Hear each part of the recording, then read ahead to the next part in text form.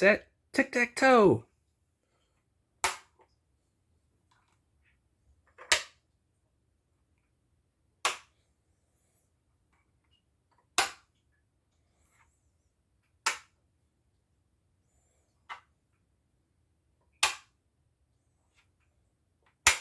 Cha-ching, you're the winner.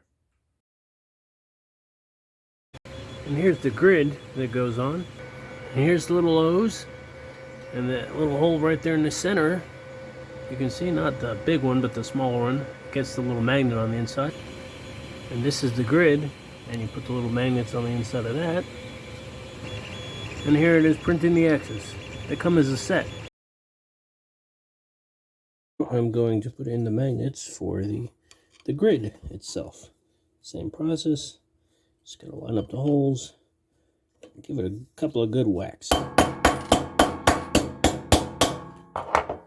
The plastic is pretty soft, but it's tight. If it's not all the way in there, then I gotta give it a couple more whacks. This one's still a little loose.